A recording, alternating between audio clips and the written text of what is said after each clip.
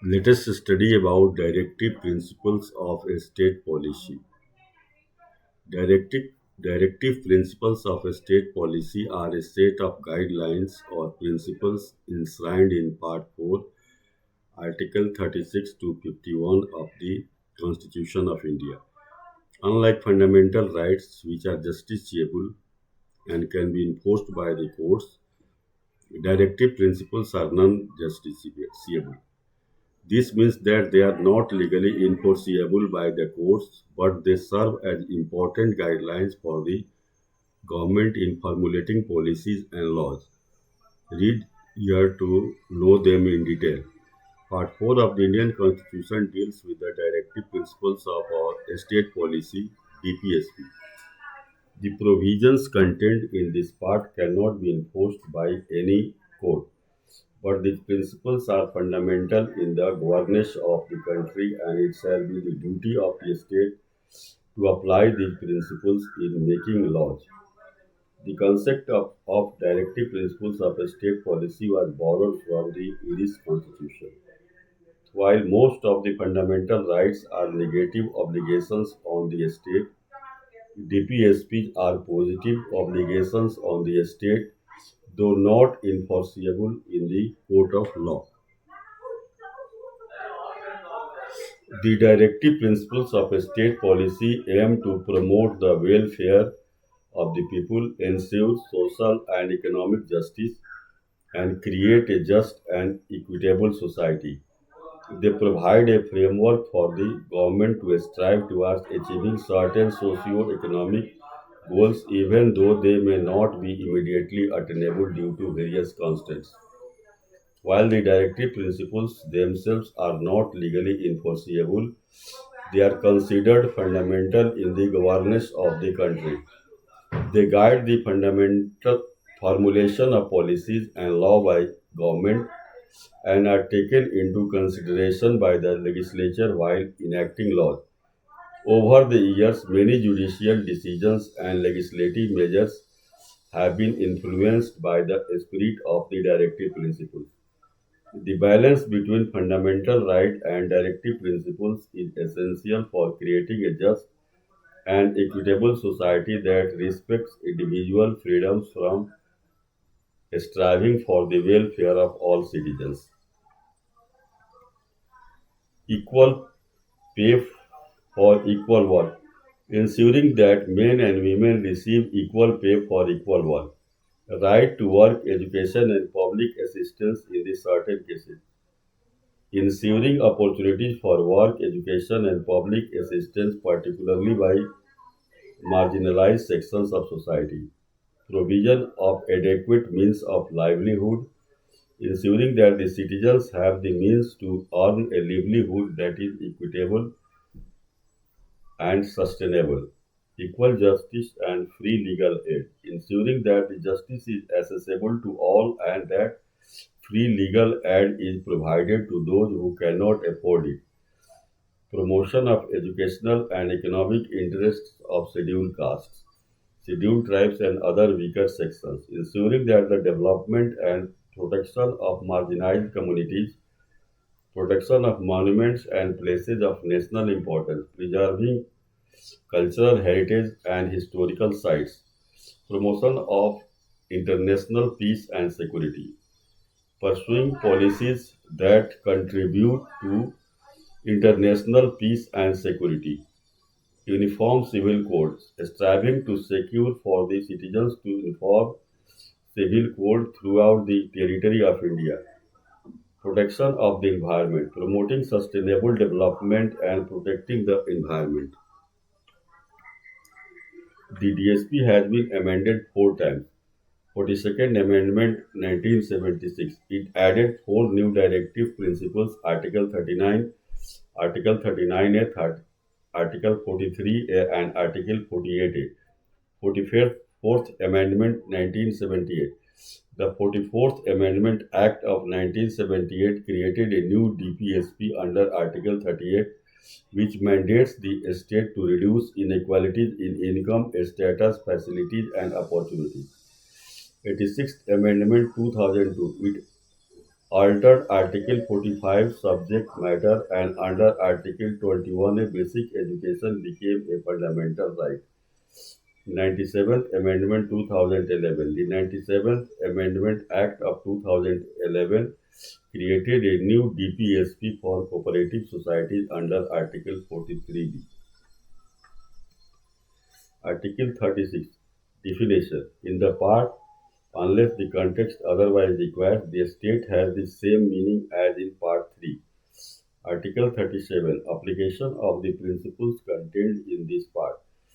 The provisions contained in this part shall not be enforced by any court, but the principles therein laid down are nevertheless fundamental in the governance of the country, and it shall be the duty of the state to apply these principles in making law. Article 38. A state of the to secure a social order for the promotion of the welfare of the people.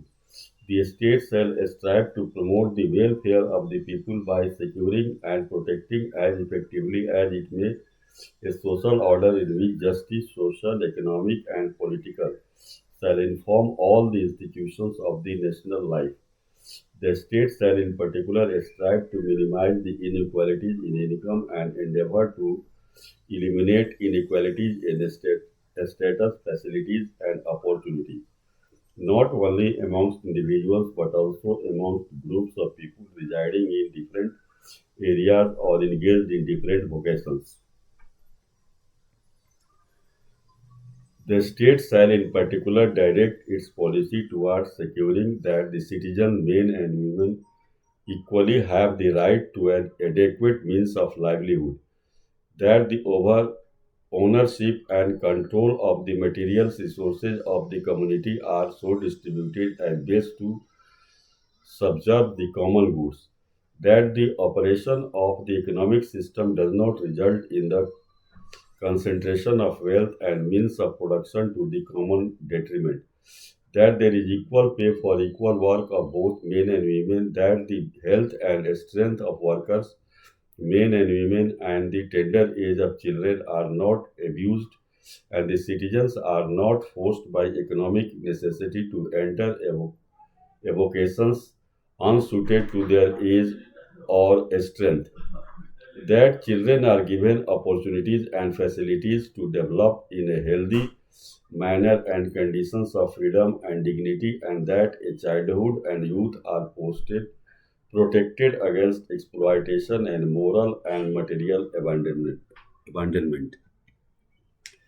The state shall secure that the operation of the legal system promotes justice on a basis of equal opportunity and shall in particular provide free legal aid by suitable legislation or schemes or in any other way to ensure the opportunities for securing justice are not denied to any citizen because of economic or other disability. Article 40. Organization of village panchayats. The state shall take steps to organize village panchayats and endow them with such powers and authority as may be necessary to enable them to function as units of self government. Article 41. Right to work, education, and public assistance in certain cases. The state shall, within the limits of its economic capacity and development, make effective provision for securing the right to work, education, and public assistance in case of unemployment, old age, sickness, and disablement, and in other cases of undeserved want. Article 42. Provision for just and humane conditions of work and maternity relief. The state shall make provisions for securing just and humane conditions of work and for maternity relief.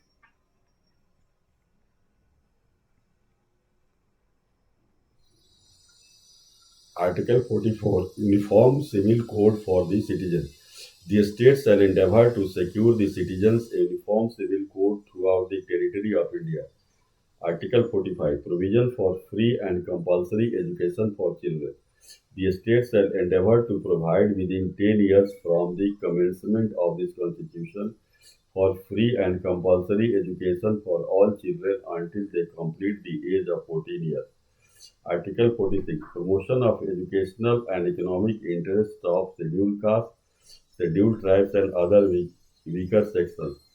The state shall promote with a special care the educational and economic interests of weaker sections of the people, and in particular of the scheduled caste and the scheduled tribe, and shall protect them from social injustice and all forms of exploitation. Article 47. Duty of the state to raise the level of nutrition and the standard of living and to improve public health. The state shall regard the raising of the level of nutrition and the standard of living of its people and the improvement of the public health as among its primary duties, and in particular the state shall endeavor to bring about prohibition of the consumption except for medicinal purpose of intoxicating drinks and of drugs which are injurious to health.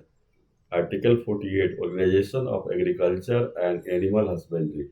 The state shall endeavor to organize agriculture and animal husbandry on modern and scientific lines, and shall in particular take steps to preserving and improving the breeds and prohibiting the slaughter of cows and calves and other milch and drought cattle.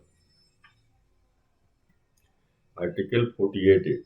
Protection under improvement of environment and safeguarding of forests and wildlife. The state shall endeavor to protect and improve the environment and safeguard the forests and wildlife of the country. Article 49. Protection of monuments and places and objects of national importance.